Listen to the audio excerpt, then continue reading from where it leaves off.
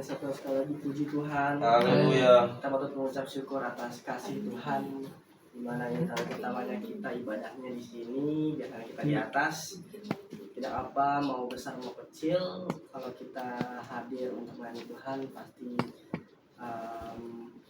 Tuhan berkati. Tuhan tidak memandang besar kecil dimanapun dan kapanpun kita datang di hadirat Tuhan, tapi niat kita untuk menyembah Tuhan pasti Tuhan selalu. Puji Tuhan, terima kasih atas waktu dan kehadirannya buat Bapak Ibu semua, teman-teman yang sudah hadir tempat ini. Kita mau beribadah kepada Tuhan atas panjang minggu yang telah kita lewati. Kita patut mengucap syukur, tetap patut kembali kepada Tuhan atas apa yang Tuhan sudah beri. Dan sebelum kita memulai ibadah kita, saya menghimbau pada Bapak Ibu, teman-teman semua yang mempunyai device, handphone, tab, apapun, HP-nya di silent dulu, suaranya dikecilin biar ibadah kita tidak terganggu dengan komunikasi yang muncul. Baik, terima kasih. Jika sudah, kita mau menyiapkan hati kita angkat satu pujian untuk Tuhan.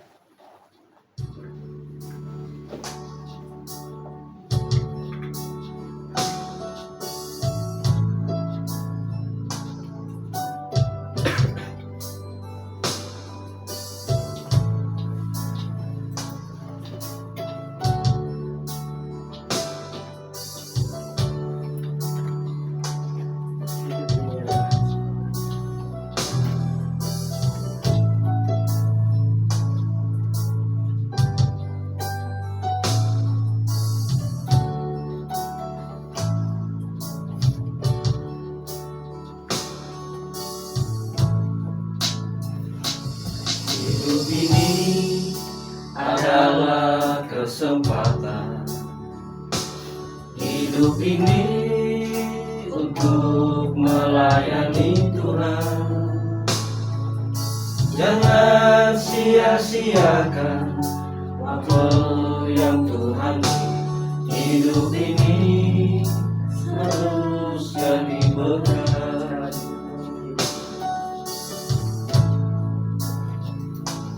Hidup ini adalah kesempatan.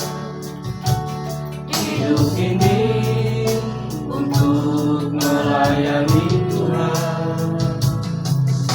Jangan sia-siakan waktu yang Tuhan beri. Hidup ini hanya sementara. Oh Tuhan, pakailah hidupku selagi aku masih kuat. Bila saatnya nanti ku tak berdaya lagi, hidup ini sudah jadi berat. Oh Tuhan, pakailah hidupku selagi aku masih kuat. Bila saatnya nanti ku tak berdaya lagi, hidup ini sudah jadi berat. Oh Tuhan, pakailah hidupku selagi aku masih kuat. Bila saatnya nanti ku tak berdaya lagi, hidup ini sudah jadi berat. Bila saatnya nanti ku tak berdaya lagi, hidup ini sudah jadi berat. Mari kita bersatu dalam Tuhan kita. Berfirman ayat Tuhan, suruh aku mendengarkanmu, nyatakanlah kepadaku kemuliaan namamu, penuhilah jiwaku dan kasih karuniamu. Haleluya, amin. Puji Tuhan. Haleluya. Kita lebih dalam hadirat Tuhan. Kita masih mau memuji dan mengenal nama Tuhan, pandang kemuliaan Tuhan, atas sekali pujian ini. Dan di akhir pujian saya undang dengan hormat Ibu Pendeta untuk menguatkan kita dalam doa penyerahan.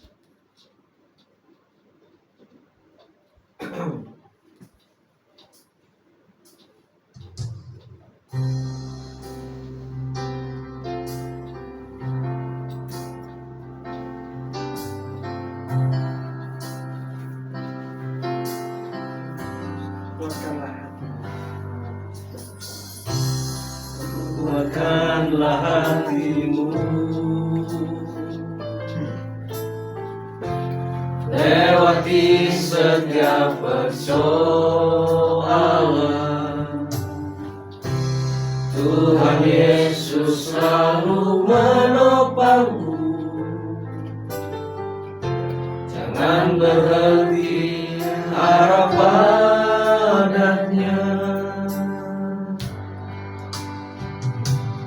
Tuhan pasti sanggup. Tangannya takkan terlambat untuk mengangkatmu. Tuhan pasti sanggup. Percayalah, Dia tak tinggalkan.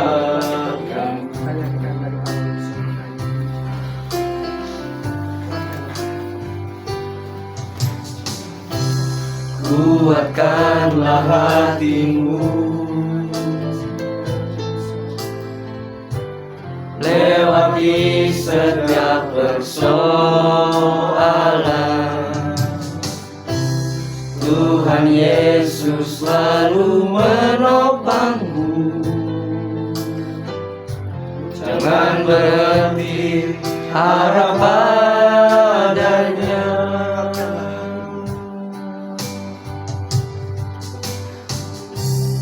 Kuatkanlah hatimu,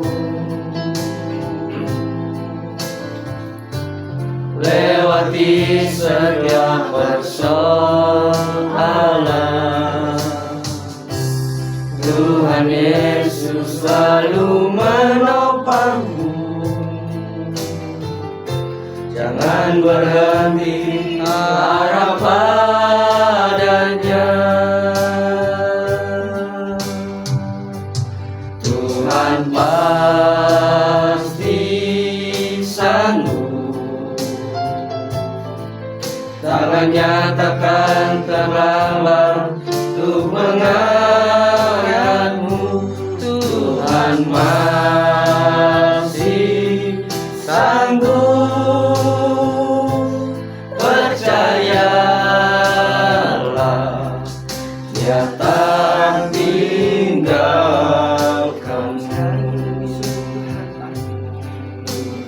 Pasti sanggup. Tangannya takkan terlambat untuk mengangkatmu. Tuhan masih sanggup. Percayalah, Dia tak tinggalkanmu. Tuhan pasti sanggup. Tangannya takkan terlambat untuk mengangkatmu.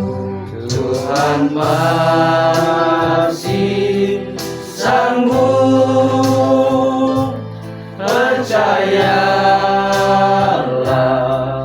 Dia tak tinggalkanmu. Percayalah, Dia tak tinggalkanmu. Mari kita masuk ke dalam doa. Tuhan Yesus, terima kasih untuk berkat dan anugerah yang Tuhan berikan bagi kami Tuhan, sehingga kami masih punya kesempatan untuk datang berkumpul beribadah di tempat ini Tuhan. Kami percaya dimanapun kami dan bagaimanapun kami, Engkau pasti hadir di tempat ini Tuhan. karena 2 atau 3 orang berkumpul, Engkau berjanji akan ada Tuhan. Demikian kami lebih daripada 2 atau 3 orang Tuhan. Kami yakin dan percaya anugerah-Mu boleh melingkupi kami. Kasih dan anugerah-Mu boleh ada bersama dengan kami Tuhan pada pagi hari ini. Kiranya Tuhan yang sertai jalannya ibadah ini Tuhan dari awal pertengahan hingga akhirnya Tuhan. Engkau yang merapi dan sertai buat para pelayan yang sudah melayani hari ini Tuhan, WL, pemain musik, operator monitor, kamera, kolektan, para pendoa semua yang bertugas hari ini Tuhan. Kami juga berdoa bagi hamba-Mu yang akan menyampaikan firman-Mu Tuhan. Bapak Gembala kami kiranya Tuhan yang tutup bungkus, supaya kiranya firman yang disampaikan itu boleh merupakan pesan yang Tuhan mau sampaikan bagi kami Tuhan. Bukan karena hebat kekuatannya Tuhan, melainkan karena Roh Tuhan yang boleh ada di dalam hidupnya, sehingga kami dapat mengerti apa yang Tuhan mau untuk kami Tuhan pada hari ini, agar kiranya pesan yang boleh kami terima itu boleh menjadi kekuatan bagi kami Tuhan untuk menjalani hari-hari kami. Terima kasih Tuhan Yesus, Engkau yang sertai juga, Engkau yang lihat. Mungkin ada jemaat-Mu yang sedang mencari tempat ibadah. Kiranya Tuhan yang gelisahkan hati mereka untuk datang ke tempat ini, Engkau yang tutup bungkus supaya tibakan mereka dalam perjalanan mereka untuk tiba datang ke tempat ini Tuhan. Terima kasih Tuhan Yesus, Engkau sertai selalu. Kami mau serahkan jalannya ibadah ini dalam tangan-Mu. Dalam nama Tuhan Yesus kami berdoa dan ucap syukur. Haleluya. Amin. Puji Tuhan, kita masih tetap bangkit berdiri. Karena hari ini adalah harusnya hari yang berbahagia, mungkin supaya nggak canggung kiri kanannya, kita tos kiri kanannya bilang Bapak mengasihi. Tos mengasihi. Tuhan dicas. Oh dicas. Dia bunyi. Tuhan mengasihi. Tuhan mengasihi. Haleluya. Hai kita mau bersiap-siap untuk bersukacita untuk Tuhan. Kita angkat pujian untuk Tuhan. Ku diberi kuasa dari Raja. Berikan tepuk tangan yang meriah untuk Tuhan.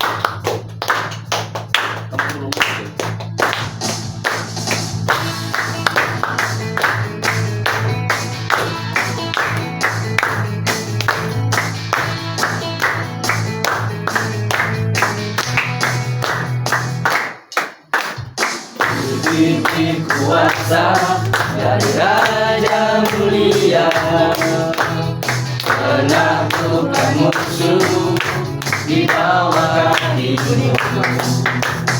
Ku diberi kuasa dari Raja mulia.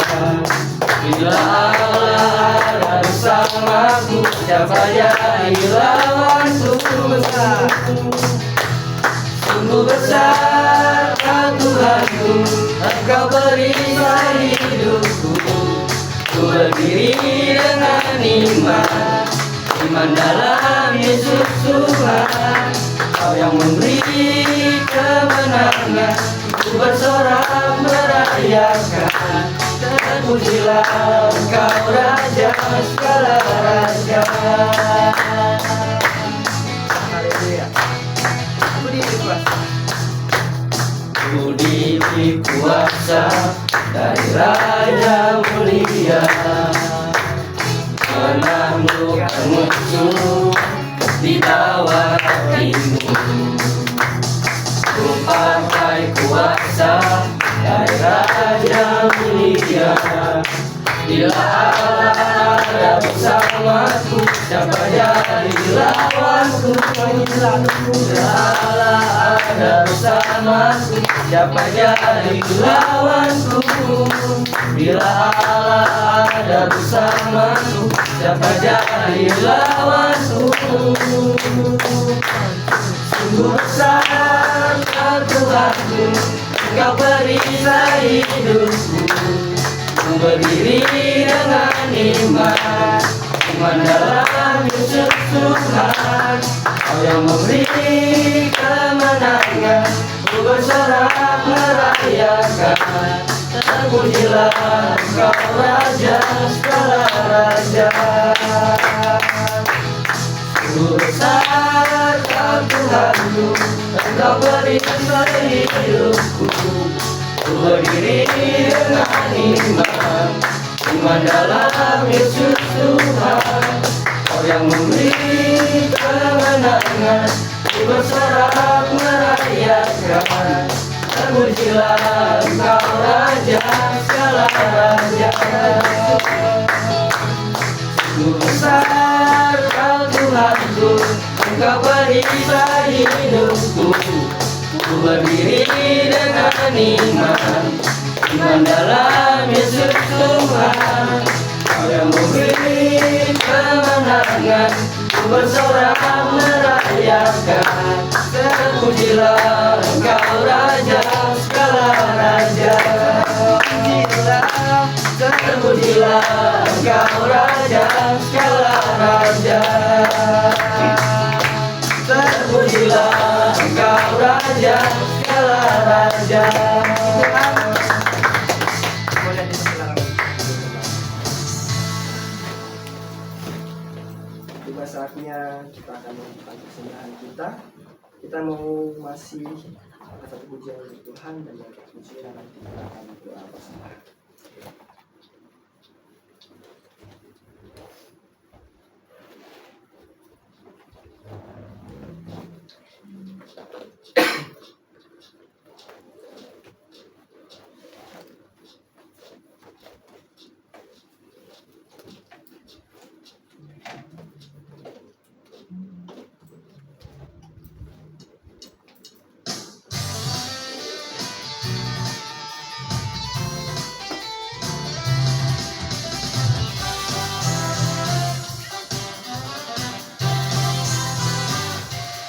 Kasih setia yang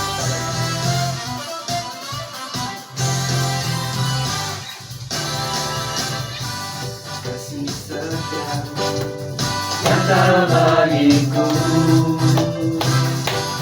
nikmat kebajikan setia bagiku. Tanpa alasanmu limpahkan segalanya. Anugerahnya sangat besar bagiku. Aku diberkati, aku dilimpahi, karena Allah sanggup untuk menyediakan. Aku diberkati, aku dilimpahi, karena sempurna anugerah Tuhan bagiku. Aku diberkati, aku dilimpahi, karena Allah sanggup untuk menyediakan. Aku diberkati, aku dilimpahi, karena sempurna anugerah Tuhan bagiku. Mari kita bersama doa. Bapak, kami kembali bersama dengan Tuhan. Hingga pada saat ini Bapak, kami berdoa tentang lagi Tuhan, kami akan mengumpulkan persembahan kami Tuhan. Kiranya Engkau berkati setiap anak-anak-Mu yang memberikan persembahan Tuhan. Engkau tidak melihat seberapa besar atau kecil yang diberikan untuk Tuhan.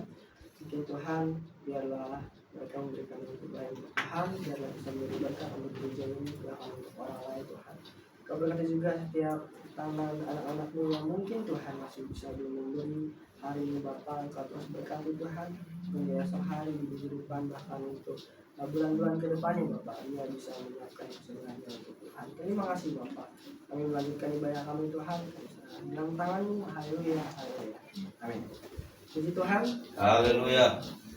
Kita mau mengumpulkan persembahan kita akan pujian, dan nanti di akhir pujian saya serahkan kepada Bapak Gembala untuk menyampaikan firman. Bukan dengan darah.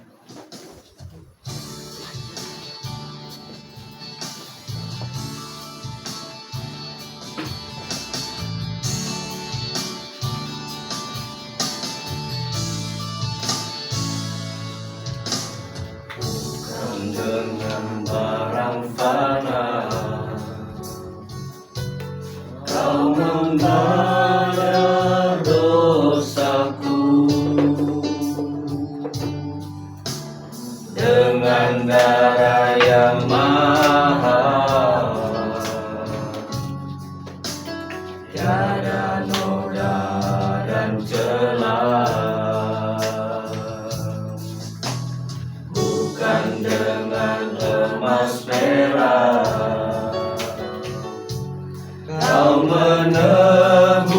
menebus diriku oleh segenap kasih dan pengorbananmu, Mari kita awal. bukan dengan barang fana, Saya dong semuanya berbangkit berdiri, kita akan menyambut. namun membayar dosaku dengan darah yang mahal. Tiada noda dan celah, bukan dengan emas perak. Kau menebus diriku oleh segenap kasih dan pengorbananmu. Ku telah mati dan tinggalkan cara hidupku yang lama. Semuanya sia-sia dan tak berarti lagi. Hidup ini ku letakkan pada mesbah-Mu ya Tuhan. Jadilah padaku seperti yang Kau ingini. Ku telah mati dan tinggalkan cara hidupku yang lama. Semuanya sia-sia dan tak berarti lagi. Hidup ini ku letakkan pada mesbah-Mu ya Tuhan. Jadilah padaku seperti yang Kau ingini. Silakan duduk, Bapak Ibu.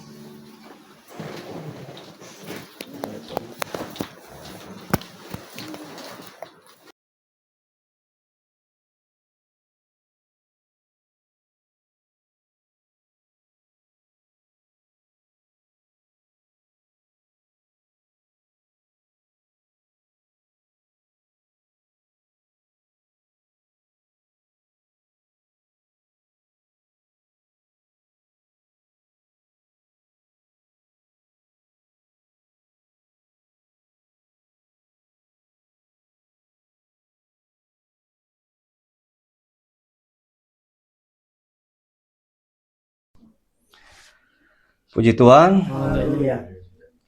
selamat pagi bagi kita semua. Salam sejahtera untuk Tuhan kita Yesus Kristus. Puji Tuhan, kita bisa beribadah di tempat ini, dan saya lihat Bapak Ibu tetap bersuka cita. Bapak Maharap pun semakin segar mukanya ibadah di bawah ini. Haleluya Pak Maharapan. Tapi ada satu yang berubah, saya lihat Pak Maharapan. Kumisnya kok jadi beruban. Nanti dijelasin. Ya, luar biasa ya. Jadi Bapak Ibu,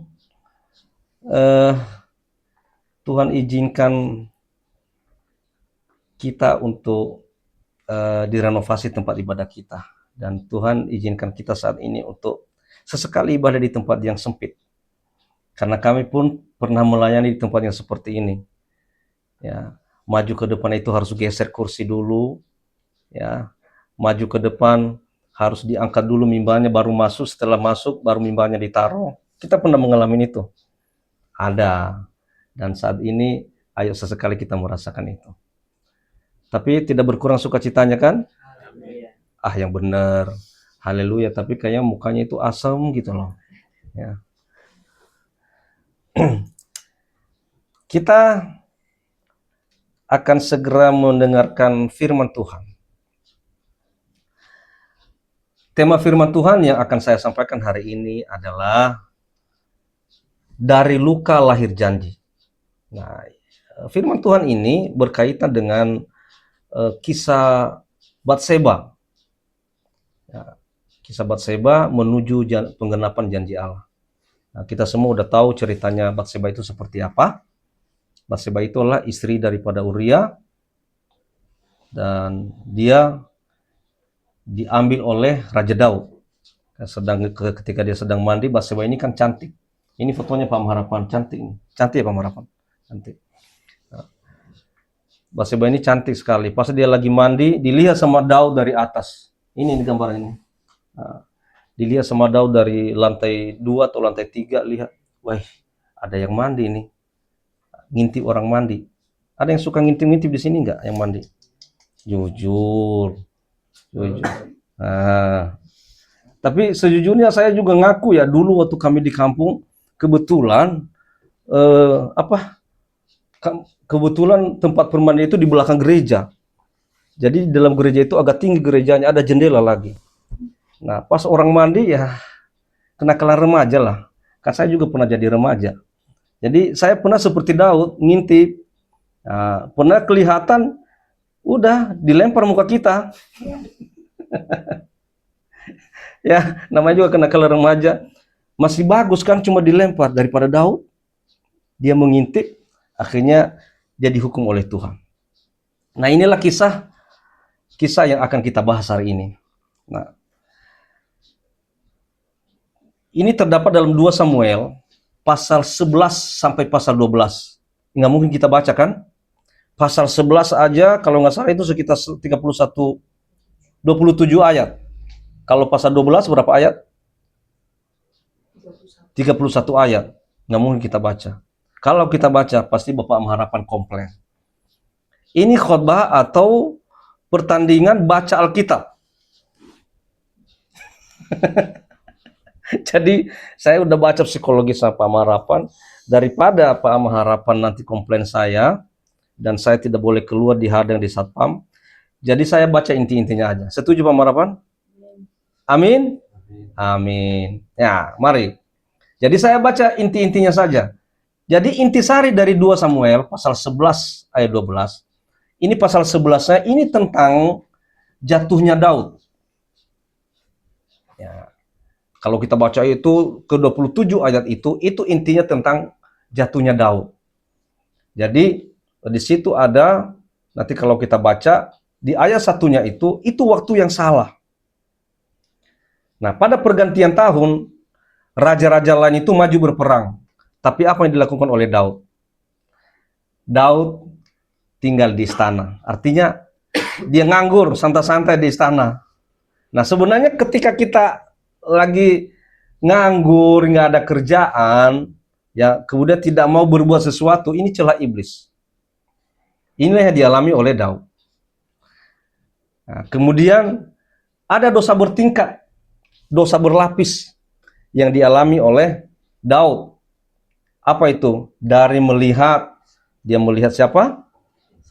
Batseba. Ketika dia melihat Batseba lagi mandi, apa yang timbul dalam hatinya, Re?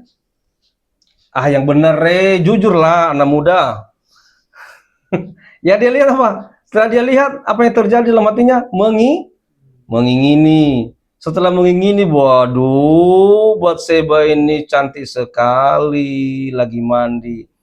Ingin dalam hatinya. Lalu apa yang terjadi setelah dia mengingini? Lalu dia berzinah dengan Batseba. Setelah dia berzinah, bohong. Kepada siapa berbohong? Kepada Uria. Dia panggil Uria. Uria, sini. Kamu kan sudah berperang nih. Udah jarang ketemu keluarga. ayo kembalilah ke keluargamu. Padahal dia baru berzina dengan Batseba. Maksudnya apa? Nanti kalau Batseba ini hamil, biar seolah-olah itu anaknya si Uria. Berbohong. Tapi yang terjadi apa? Si Uria nggak mau. Enggak tuanku raja. Saya sudah mengabdikan hidupku untuk bangsa, untuk negara. Jadi saya harus pergi berperang. Wah, gagal dong rencananya Daud. Akhirnya apa? Dia merencanakan pembunuhan kepada Uria. Saudaraku, ketika iblis sudah memasuki hati kita, ketika kita sudah jatuh dalam dosa, maka terjadilah dosa bertingkat, dosa berlapis. Untuk menutupi dosa yang satu harus bikin dosa yang lain, menutupin lagi harus bikin dosa yang lain. Makanya ini dilakukan oleh Daud. Setelah dia melakukan perzinahan dengan Batseba, maka dia mencoba berbohong kepada si Uria supaya Uria kembali ke rumah. Jadi seolah-olah nanti kalau Batseba hamil, itu seolah-olah anaknya Uria, padahal itu anaknya Daud.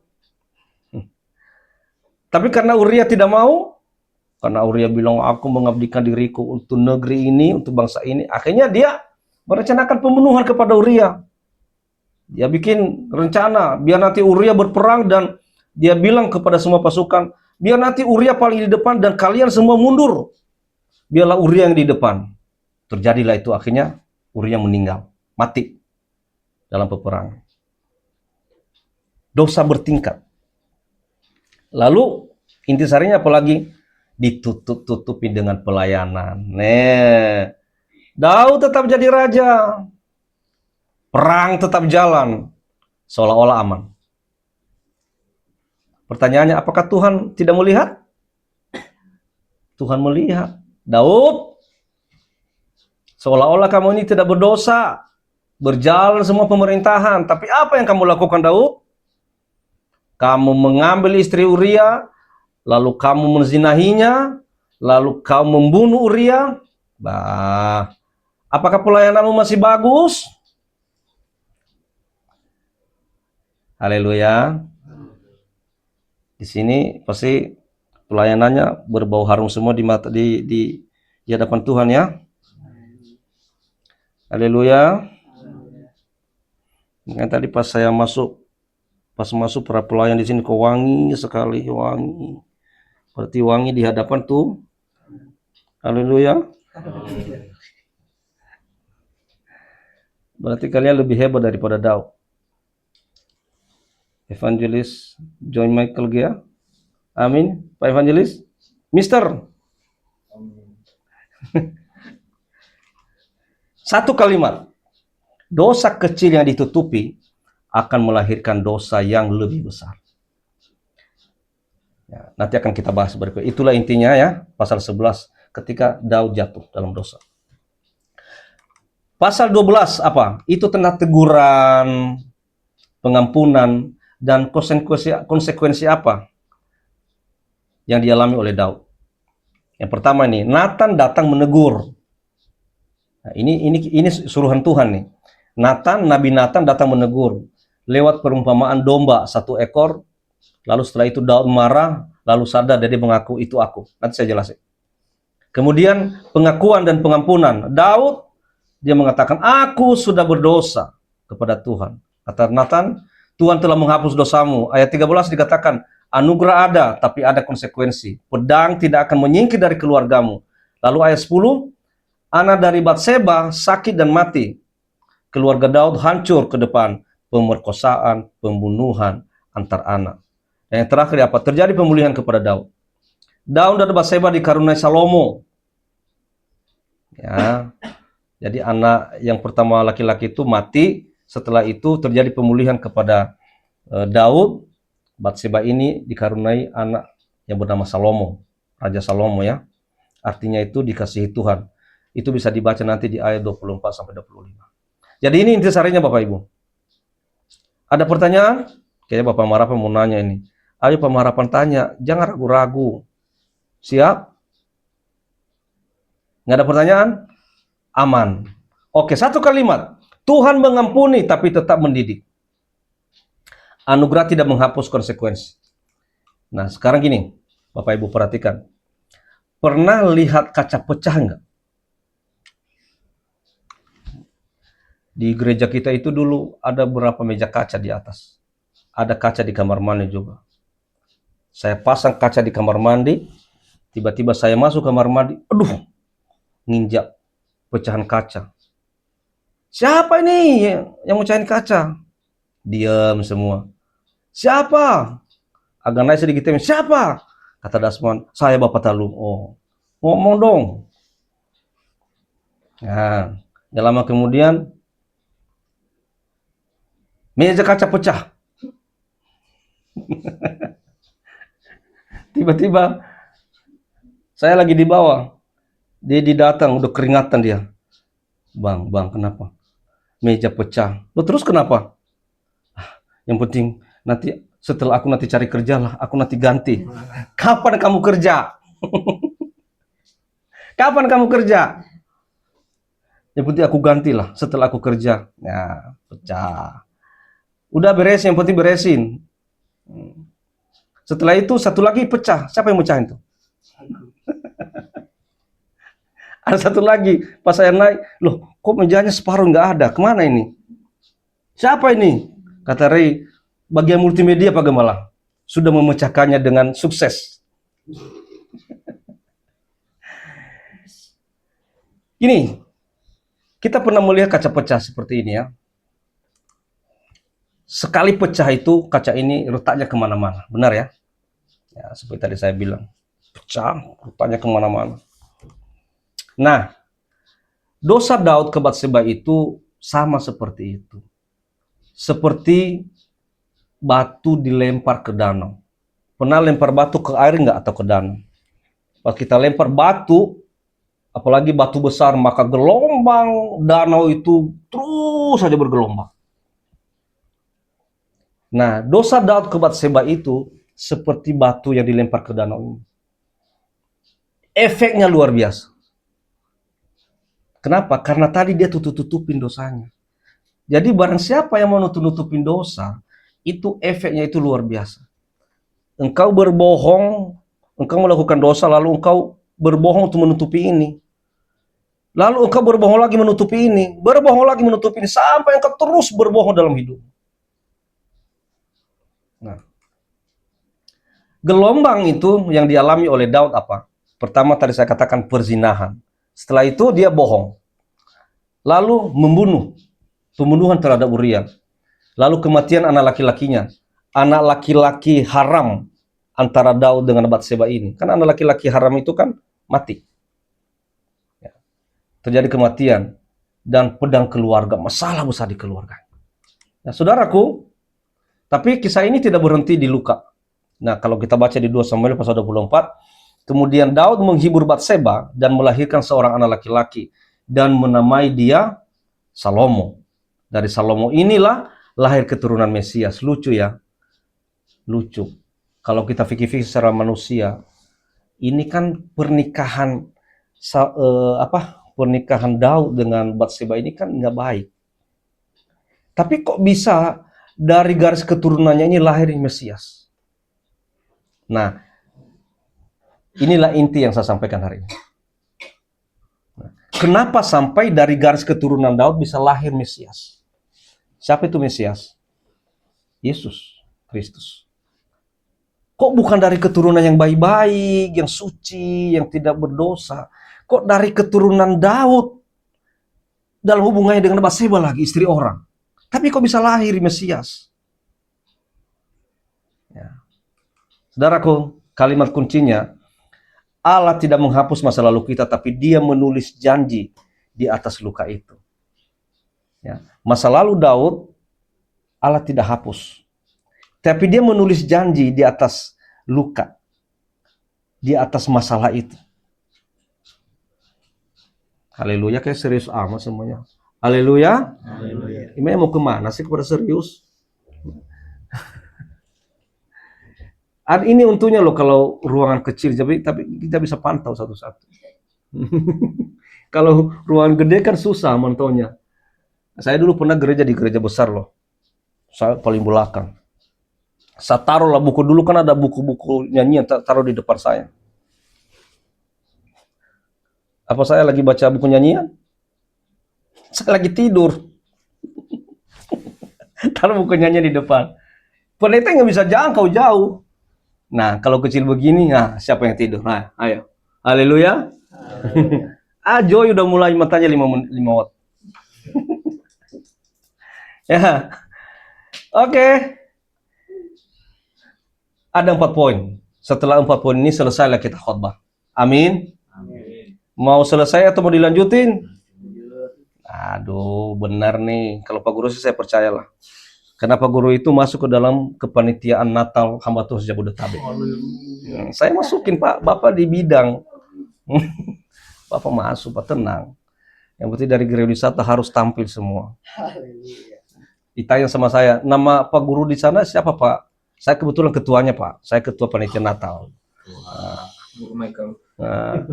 Ditanya, nama gurunya di sana siapa Pak? Nama Pak gurunya? Saya bilang catat ya. Guru Injil B. Gea STH. Tepuk tangan dong, mana tepuk tangannya? Singkatannya apa Pak? MBG. Mas Belas G.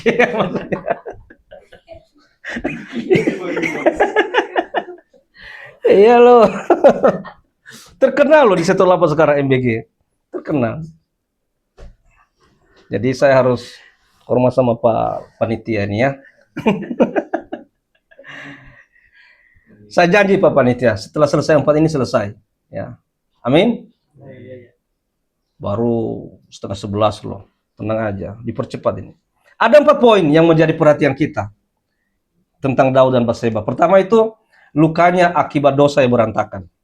Kedua, pengungkapannya Allah mengutus Nabi Nathan. Ketiga, penyesalan Daud. Dan keempat, penggenapannya dari luka lahir janji. Itu tadi tema kita. Ya. Kita masuk poin pertama. Lukanya akibat dosa yang berantakan. Itu nanti bisa kita baca di 2 Samuel pasal 11. Pasal 11 itu kalau kita baca ayat 1-27, intinya itu. Lukanya itu akibat dosa yang berantakan. Tadi lempar batu ke danau, maka danaunya bergelombang. Ya begitulah. Luka yang diakibatkan oleh dosa berantakannya Daud. Ada 4 langkah kejatuhan Daud. Yang pertama, dia lalai di waktu yang salah.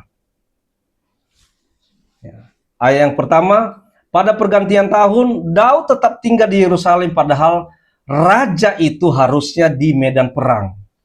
Tapi Daud bersantai-santai di rumah. Saudaraku, kalau saudara-saudara punya kerjaan, punya pelayanan, punya tugas, kerjakanlah itu. Ya. Mau engkau direktur, mau engkau karyawan biasa, mau tukang sapu, mau apapun pekerjaan yang ada, kerjakanlah itu. Daud ini raja, tapi dia santai-santai di rumah. Pengangguran. Dia membuat dirinya menganggur padahal dia raja. Akhirnya itu celah bagi iblis. Ya. Lebih baik capek bekerja daripada capek mencari kerja. Benar apa benar? Lebih baik capek bekerja daripada capek mencari kerja. Artinya kalau sudah ada kerja, lebih baik engkau capek mengerjakan pekerjaan itu daripada engkau capek-capek mencari kerja. Daud udah ada kerjaan, bukannya dikerjain, malah dia nganggur di rumah. Kemudian dia melihat dengan niat. Tadi saya sampaikan ayat 2, dia lihat lalu menyuruh bertanya, dari lihat timbulan nafsu birahinya dan dia melakukan perzinahan. Nah, ini 4 langkah kejatuhan Daud. Dan ketiga, menutup dengan dosa baru. Kalau kita baca ayat 4-5, dia berzina, Batseba hamil, lalu dia berbohong kepada Uria, dan karena Uria tidak mau melakukan, dia tidak mau pulang, dia merencanakan rencana licik. Daud tadi membuat rencana licik untuk membunuh si Uria. Dan keempat, dia mengorbankan orang lain. Ayat 4-17, Uria dibunuh, artinya dosa satu menutupi dosa lain. Ya, saudaraku, dari Daud ini sebenarnya banyak perlu kita teladani. Tapi hal yang satu ini, kita juga perlu belajar untuk menghindari sifat buruk Daud seperti ini. Ya. Dia seorang raja loh. Bayangkan, dia itu dari gembala ternak ayahnya. artinya tidak dianggap. Dia dianggap oleh Allah.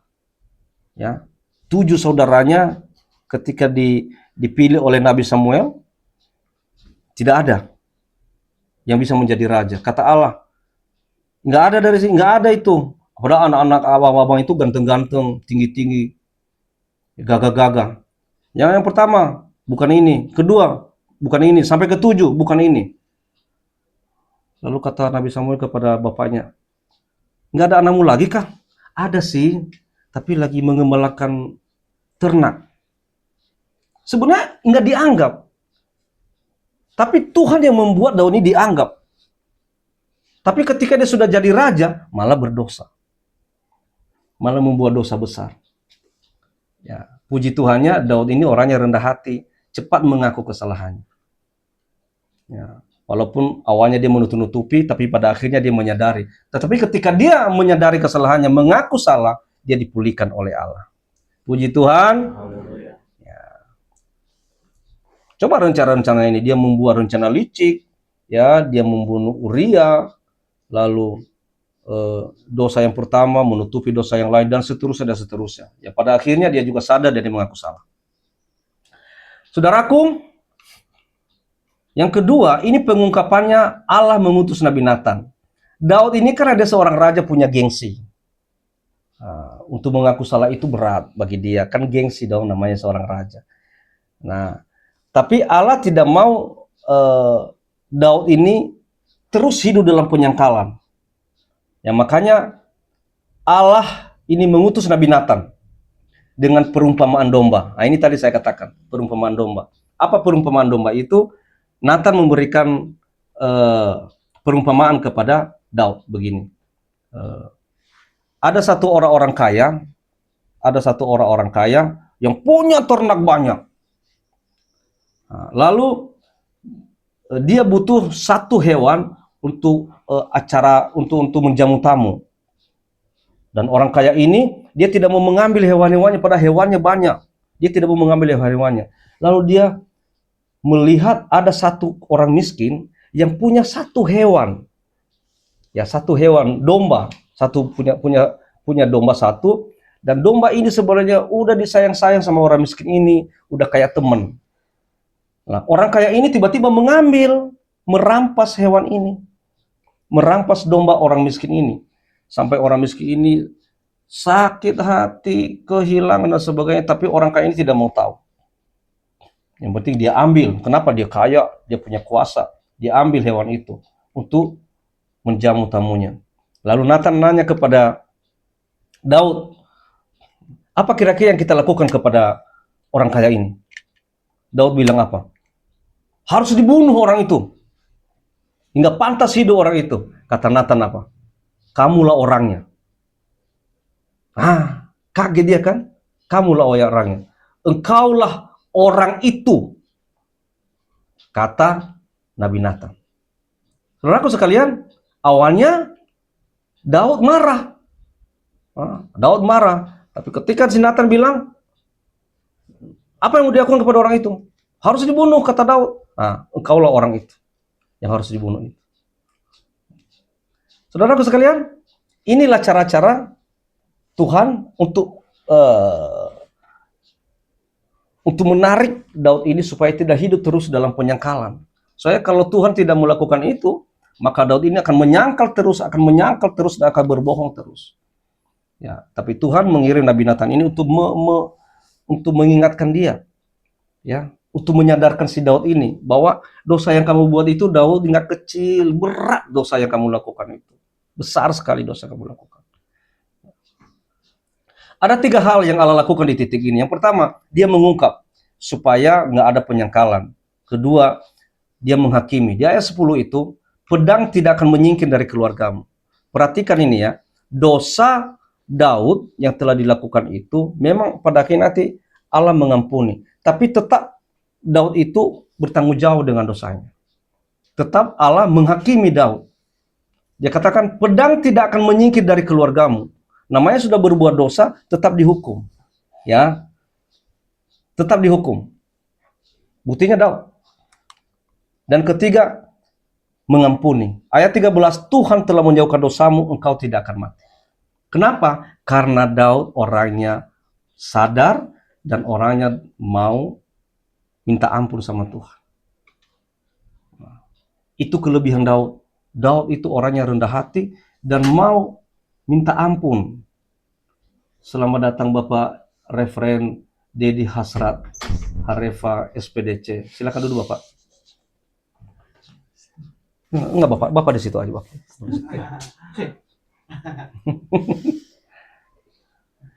Boleh tahu Bapak dari mana? Bapak maaf ya, udah kita mulai ya.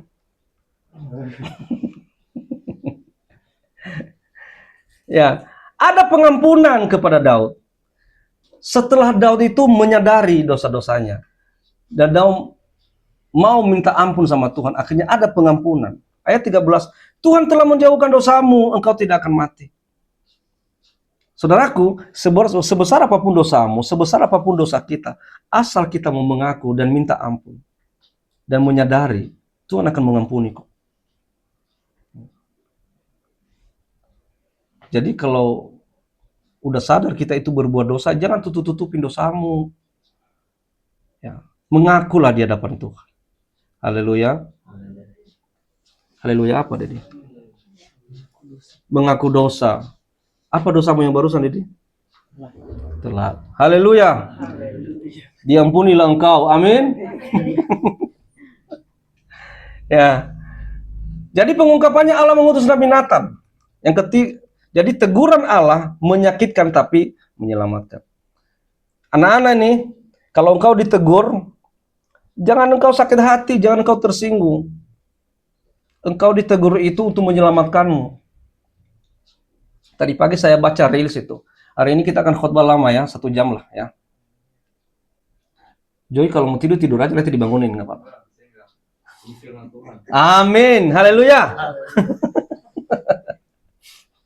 Tadi pagi saya tonton di reels itu, dibilang, kenapa sekarang saya baru sadar, kenapa dulu waktu saya kecil, saya itu dimarahin sama ibu. Kenapa waktu saya kecil, pagi-pagi ibu itu nyuruh saya bersihin kamar, rapikan tempat tidur, nyapu rumah, ngepel rumah, masak ini, maksud kita lagi enak-enak, kita disuruh ambil dulu ini, bantu dulu mama, ini dan sebagainya. Sekarang saya baru sadar, ternyata tujuan mama itu supaya ketika nanti saya sudah besar, saya tidak mau bergantung sama orang lain. Ya, supaya saya bisa bertahan hidup, supaya saya bisa memasak makanan saya sendiri, supaya saya bisa menyuci baju sendiri. Nah, tapi dulu waktu dibilangi waktu kecil, kita bilang apa? Mama cerai. Bawel, Nora, mama. Nah, begitu. Kuno. Saya dulu punya ponakan, mungkin kenal namanya, tapi nanti jangan bilang-bilang ya. Saya punya ponakan dulu. Ya. Waktu dia ke rumah itu umur 21 tahun. Tahu nggak? Masak nggak bisa, nyapu nggak bisa, nyuci baju nggak bisa. Saya yang ngajarin nyuci baju, gini caranya nyuci baju, gini caranya nyetrika, gini caranya nyapu, gini caranya masak. Kenapa waktu di rumah itu sama neneknya nggak boleh kerja? Jangan, anak laki-laki nggak boleh kerja. Udah duduk, tidur, main kalian. Nah, itu namanya kasih sayang yang buruk namanya.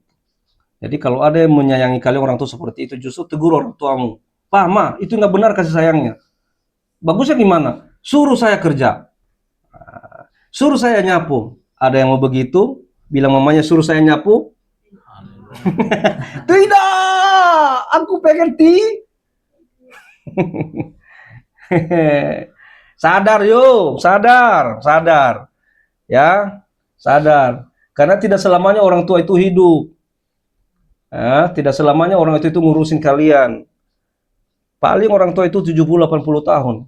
Kecuali saya dengan Ibu Gembala itu udah jatuh 110 tahun ya Inang ya. Olo Inang bah.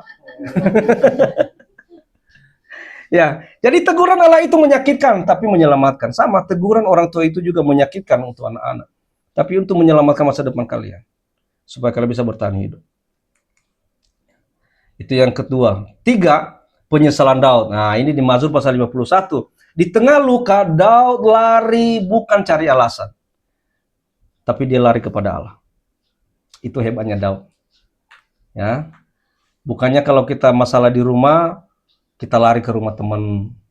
Bukannya kalau kita lagi berantem sama orang tua, lari keluar cari perlindungan sama orang lain. Enggak. Daud mencari Tuhan dia. Walaupun dia tahu, Tuhan tahu kesalahannya, Daud sudah berdosa, sudah berzinah dia. Dia tahu. Tapi dia lari kepada Allah. Ampun Tuhan. Ya. Saya lihat di gambar aslinya itu, Daud itu mirip-mirip sama Dedi. Mirip banget. Rambutnya agak beda, dia kalau Daud gondrong. Dedi agak... Hah? Sejelek itu si Daud. Sejelek itu si Daud bukan. Seganteng itu si Daud. Mirip. Makanya kan si Dedi itu kalau dia salah itu langsung minta ampun, dia minta maaf. Sama dengan Daud. Amin. Nggak serius nih. Haleluya. Haleluya tuh. Di tengah luka Daud lari bukan cari alasan, tapi kepada Tuhan dia. Daud bersujud merendahkan diri di hadapan Allah. Dia berkata apa? Mazmur pasal 51 ayat 1 sampai 2. Izin Bapak Referen Dedi, tolong dibaca Pak. Kenapa celananya robek-robek Pak? Oh. Bukan nyali, kurang marah. Mazmur 51 ayat 1 sampai 2. Saya hitung 1 sampai 2 ya Pak. 1 Mazmur 51 ayat 1 sampai 2. Pengakuan dosa. Untuk pemimpin biduan Mazmur dari Daud ketika Nabi Nathan datang kepadanya setelah ia menghampiri Betseba. Kasihanilah aku ya Allah menurut kasih setiamu, hapuskanlah pelanggaranku menurut rahmat-Mu yang besar. Nah, ini pengakuan Daud di hadapan Allah. Dia berkata, kasihanilah aku ya Allah, hapuskanlah pelanggaranku. Dia tidak menutup-nutupi lagi. Coba kalau kita begitu sama orang tua kita udah salah. Ma, Pa, kasihanilah aku, Pa, Ma. Aku udah salah. Aku tidak mau berbuat lagi. Begitu senangnya hati orang tua. Tapi rata-rata anak sekarang boro-boro minta maaf. Terjadi apa? Ngomong di media sosial. Papaku norak, mamaku norak. Kuno. Cari pembenar. Cari pembenaran. Cari pembenar. Cari pembenar. Cari pembenar. Nah, itu ya. Daud tidak mencari pembenaran. Kasihanilah aku ya Allah, hapuskanlah pelanggaranku. Ayat 10-nya, Det. Jadikanlah hatiku tahir ya Allah, dan perbalilah batinku dengan roh yang teguh. Nah, jadikanlah hatiku tahir ya Allah. Tahir itu apa? Suci, bersih. Bersihkanlah hatiku ya Allah. Itu kan kata-kata rendah hati ini. Mohon pengampunan. Nah, jadi ini titik balik dari pembenaran diri, pertobatan sejati. Tadinya kan Daud ini membenarkan diri, menutupi dosa yang satu, ditutupi dengan dosa yang satu lagi, tutupin lagi. Makanya dosanya itu berlapis. Tapi dari pembenaran diri, akhirnya pertobatan sejati. Saudaraku, ya, kita ini semua bukan orang benar. Kita ini semua bukan orang bersih, bukan orang suci. Kita banyak dosa. Ya, tapi daripada engkau membenarkan diri, ya, bertobatlah. Lebih baik engkau bertobat. Ya. Luka karena dosa hanya sembuh kalau kita bawa pada salib, bukan kita tutupi. Kalau engkau punya luka karena dosa, lebih baik datang di bawah kaki salib Tuhan. Mohon pengampunan Tuhan, ampuni aku Tuhan. Bukan menutupi. Ya. Keempat, penggenapannya dari luka lahir janji. Nah, ini tadi tema kita. 2 Samuel pasal 12 ayat 24 sampai 25. Mohon izin Bapak dibaca. Saya tempat duduk gitu. yang ada di belakang. Ya, betul. 2 Samuel pasal 12 ayat 24 sampai 25. Hitungan kedua, 1. Silakan.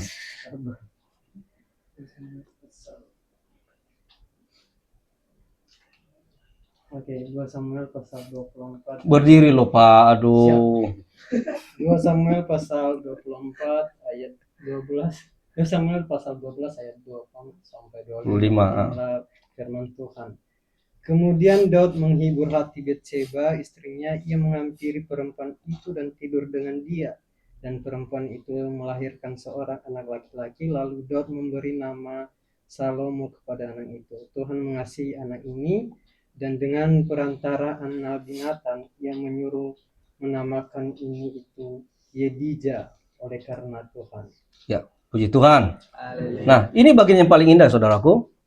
Ini bagian yang paling indah. Anak pertama tadi, anak hubungan gelapnya dengan Batseba, mati. Anak laki-laki. Tapi yang kedua, lahirlah Salomo. Salomo itu artinya Yedija. Nah, Yedija itu artinya dikasihi Tuhan. Ada ayat 25. Nah, ini penggenapan dari Luka, lahir janji. Ya, janjinya apa? Itu janjinya tadi. Luka, anaknya mati, anak laki-lakinya mati. Lahir janji, siapa itu? Salomo tadi. Itu dikasihi Tuhan, Yedija atau dikasihi Tuhan. Nah, dari Luka Batseba lahir Salomo, dari Salomo lahir garis Daud, dari garis Daud lahir siapa? Yesus. Roma pasal 8:28. Allah turut bekerja dalam segala sesuatu untuk mendatangkan kebaikan.